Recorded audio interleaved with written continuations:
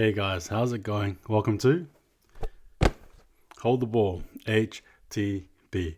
Hope all is well. Thanks again guys for tuning in. I appreciate it very much. Look, if you're new, don't forget to like, share and subscribe. I'd appreciate it very much. But in saying that, hope your day's been terrific. Pass me the ball. We got some news to do.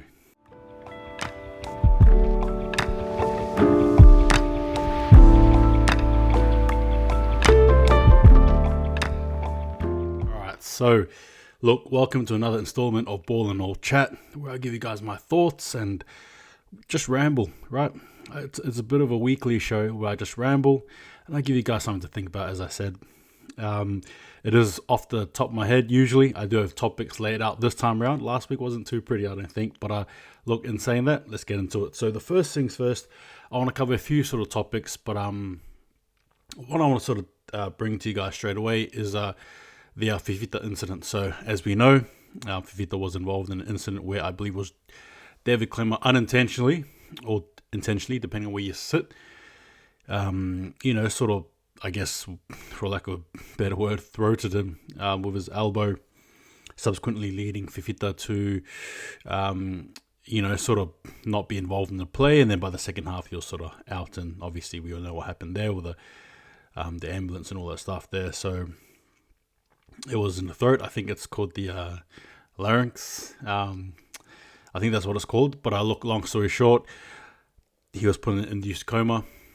And then thankfully, as of today, I believe he is recovering or on the mend, which is good. Now, the NRL were investigating the Knights in regards to any potential foul play. And we know that in rugby league, it is a contact sport. So first things first, you got to sort of, remember that it is what it is. It is a contact sport. Now, when you see the replay, it doesn't look intentional to me. It's as if he's just sort of, players usually run their elbows up. Jared Whitehouse-Hargreaves is a massive sort of a player for it. We all know him for that, and a lot of people have sort of questioned his, his running style. Now, with that in mind, the NRL did clear the Knights of that incident. Now, the reason why I want to talk about this is obviously you can look at it in different ways. Who's at fault? How do you run? How do you protect yourself as a ball runner, I suppose? And obviously bearing in mind that I know that Dave Klemmer did not intentionally try to injure Dave Fifita. That is way out of the question there. It's a contact sport. But what do you do in that situation when you are running the ball, when there's a gang tackle and you're trying to protect yourself, protect the ball, and incidents like that happen? If you're running the ball again, sure, you hit up, you can, cross, use the cross as you do, but that obviously leads to a forearm a lot of the time, and then potentially the elbow to the head, to the neck, which we've seen before. Funny enough, though, we don't usually punish the runner. However, if it's the defender who's tackling the runner, then we do. Again, just a bit of clarity there by the NRL would be great. But just where do you sort of sit with that? For me personally, I am not saying I'm an advocate for it, but my own personal perspective is players protecting themselves with the ball. What else is he going to do? Obviously, you can't really protect yourself too much when you're running the ball, apart from trying to shield yourself right from contact, which is what we see. Very rarely do you see a player obviously run with their hands up in the air, right? You're always trying to cover some part of their body to hold to protect themselves from the impact of the defender. Now, my only fear, though, is that with what's happened to Andrew Fifita, is that the NRL may look to try and mitigate the problem by encouraging players to not run a certain way. We all sort of know about Conrad Hurrell and how he used to lift his knees up, and sort of what would be the next sort of sequence for that, especially if you are, hitting someone incidentally. What do you do in that situation is sort of where I'm trying to get at. And it's just it's sort of like a big discussion point because, or it isn't, but it should be, because of those incidents, because of those accidents that happen. What do you do in that situation? Again, you can say Klemmer should have just, ran on the ball, probably shouldn't have lifted his elbow, but again, it's just human instinct to protect yourself, to cover yourself.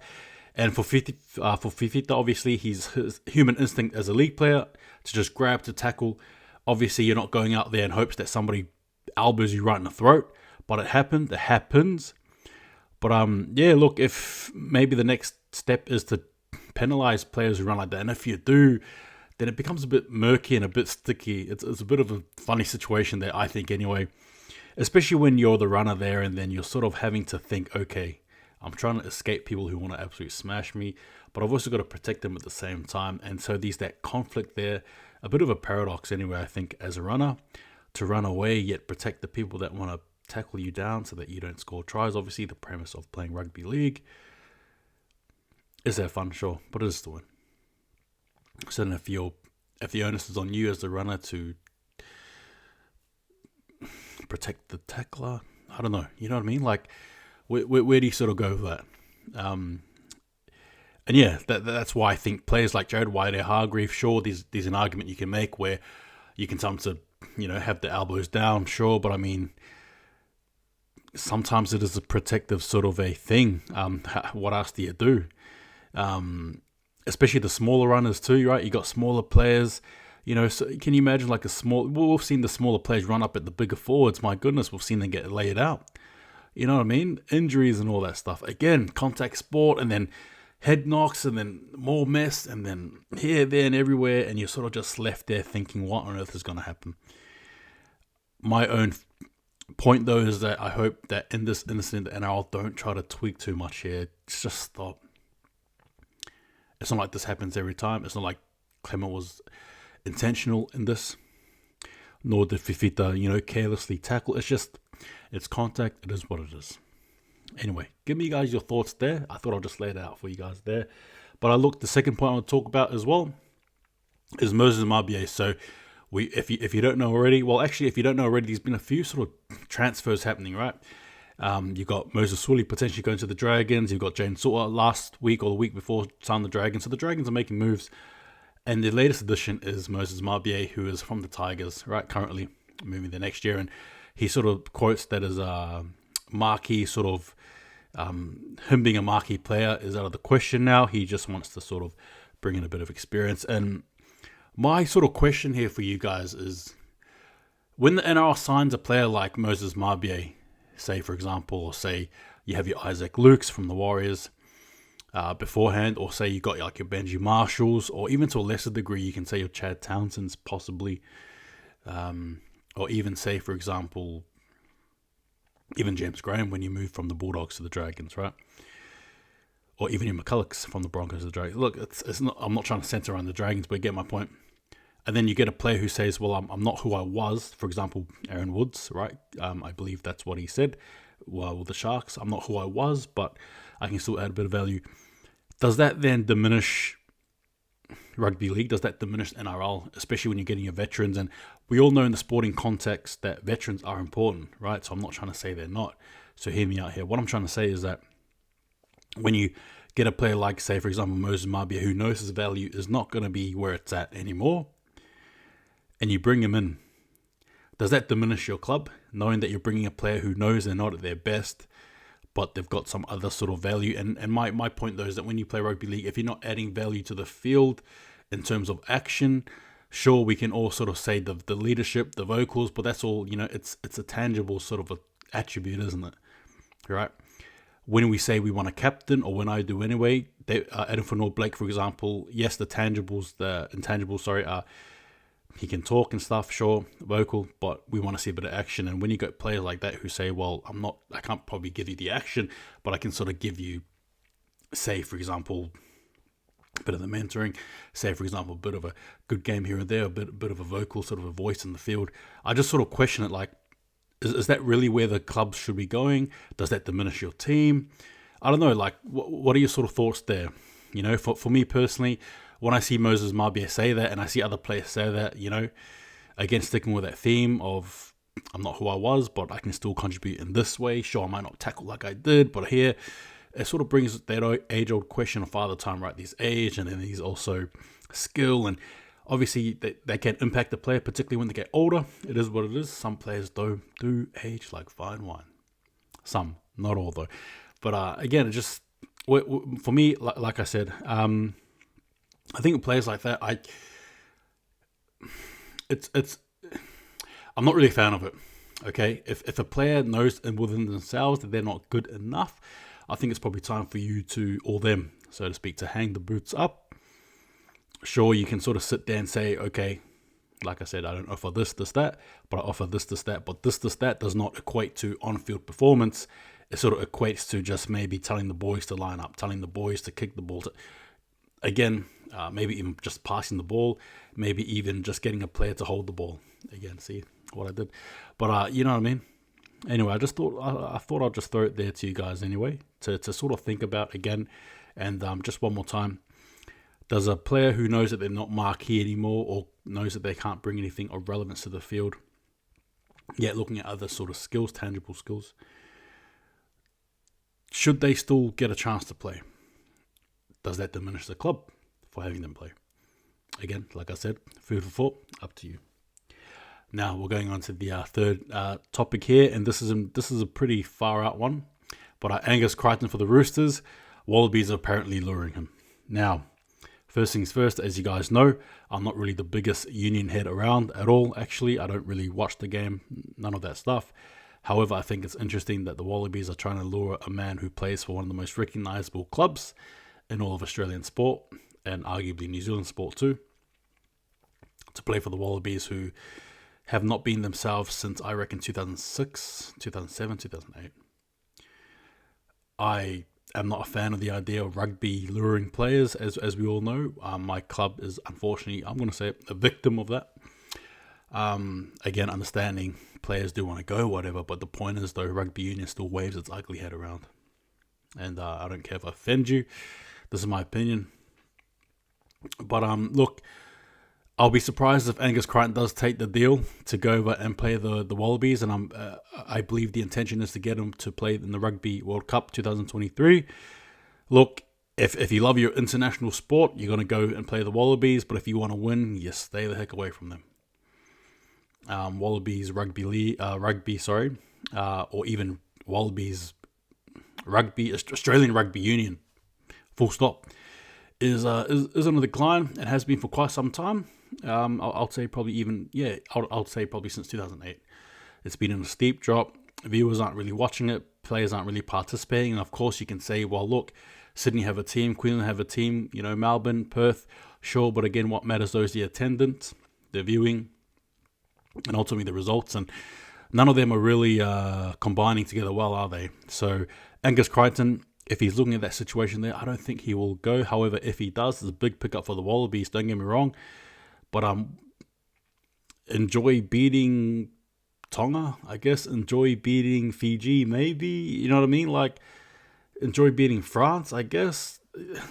If you're looking to accomplish big things in the sport of rugby union, I think you should go at it from a club level. If you go from it from an international level, unless you're playing for the All Blacks, maybe even the Springboks, maybe the South African rugby team, don't forget about it. The All Blacks. This is our yard, so to speak. This is the All Blacks yard. This is the New Zealand rugby yard. So I don't know, but those are sort of my thoughts there regarding Angus Crichton. If you want to win, you stay at the Roosters. If you want to lose, go to the Wallabies. If you don't play international, go to the Wallabies. Obviously, Kangaroo Rugby League is a bit of smoke and mirror at the moment, sort of similar to Kiwis Rugby League, but we'll see what happens. So the fourth discussion point I want to talk about is the upcoming expansion team. Now, we're all about expansion, right? I love the idea. I'm a huge fan of it. I have made a video on it prior, so if you do a bit of digging in the archives, you'll see it. But I've got here, these a lot of noise that a second Brisbane team will be coming, the Brisbane Firehawks. I'm not really a fan of the name, but whatever. I'm just a fan of expansion, and I think that's a great idea. Obviously, having the four, once they join the four Queensland teams, again, rivalries, again, more teams, again, more games, against more content, more rugby league, and we love it, you love it, we all win. But in saying that, I do think, though, that the NRL need to consider their steps wisely after they have potentially brought in that Brisbane team, their second Brisbane team. I am hearing large waves that are the Perth team, the potential WA team. I'm not sure what you can call them. Probably the West Coast Pirates was the last one I heard. You can even go back to the Western Reds. Bring it back. But I heard that the government there are actually willing to pay the NRL money. Like, they're willing to do it. Why on earth is the NRL so scared of expansion? Why? What is the big deal with the NRL and expanding, and obviously we can go back to the Super League days. I was very young when that happened, so I don't really quite understand it. All I know is that the Warriors were there, the Adelaide Rams were there. You know what I mean? That's all I know. But I guess you're sort of left there again, questioning what on earth is happening, what on earth is going on there.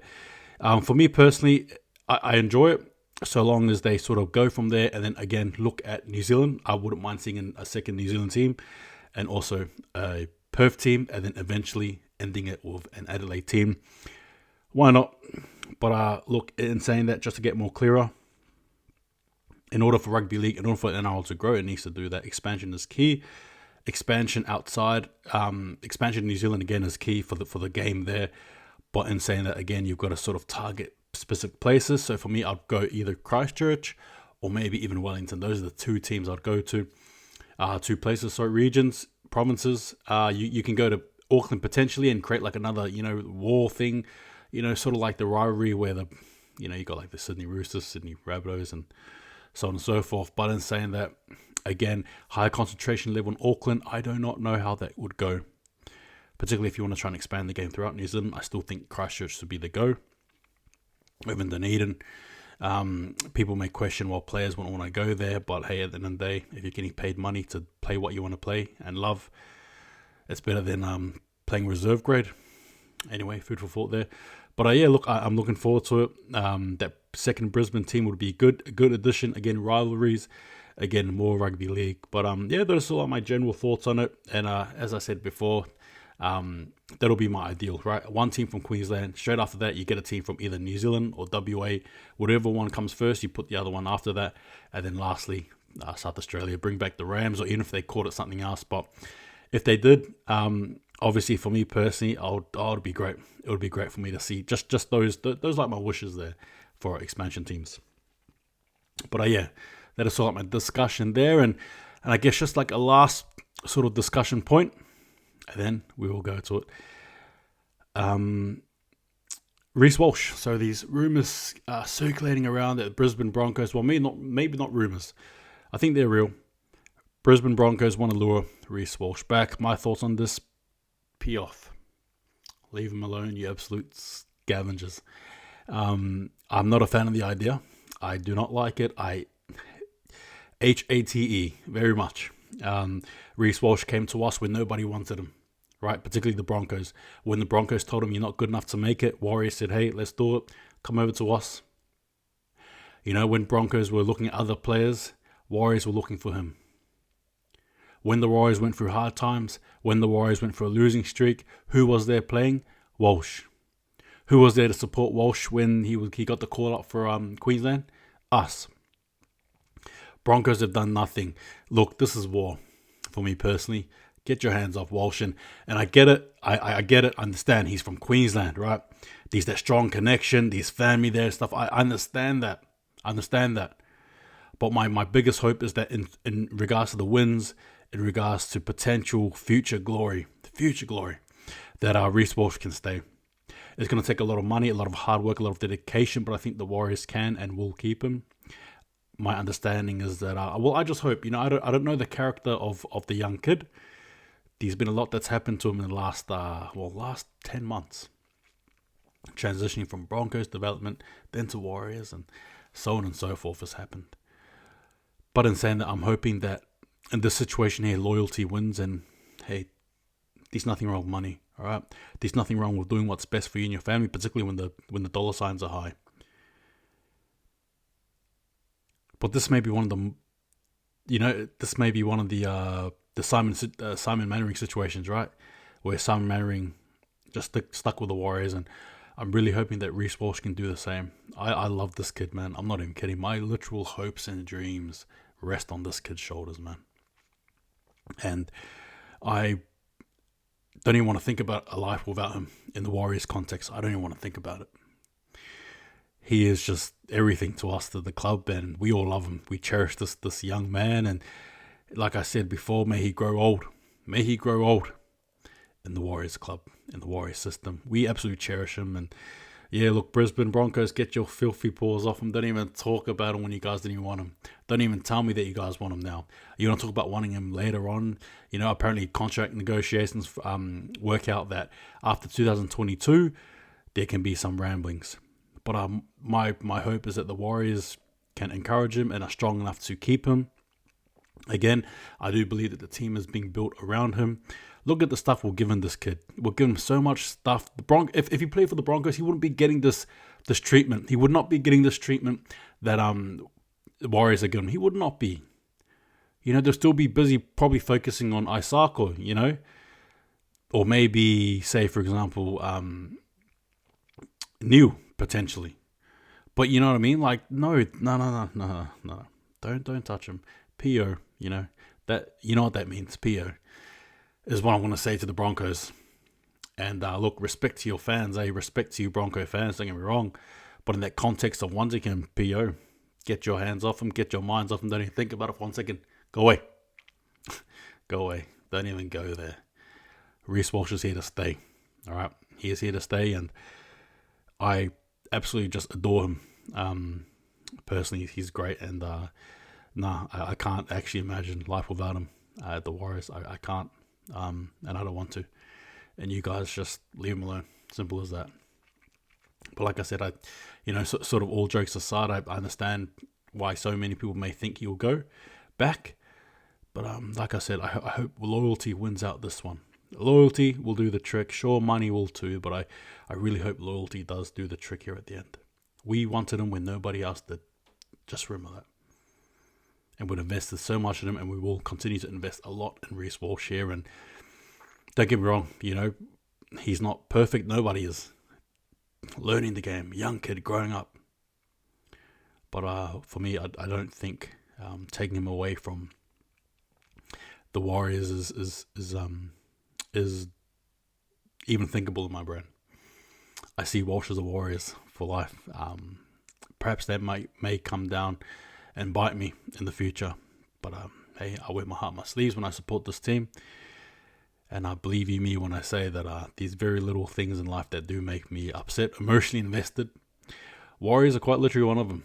You want to see me get angry, you want to see me get upset, you want to see me become a nutter, enjoy. That's the team. But yeah, look, that news rumbling, may it die. May it die, and Broncos, get your hands off him. You guys can go and do whatever you want, just don't touch him. That's all I'm saying. Don't do it. But yeah, look, guys. A little final sort of piece, obviously, is that that top 8 spot, right? And those teams that are involved, right from the Tigers up, it's crazy. It's a free for all. It's an absolute congested sort of a traffic jam, isn't it? Where you're sort of left again asking what on earth is going to happen. Teams need to rely on other teams to win, to lose. It's barbaric. Obviously, the top 4 or 5 teams are sort of clear from that noise. But again, I brought the question last week, and I'll bring it again. Does that sort of is that a bad thing for the NRL? But anyway, look.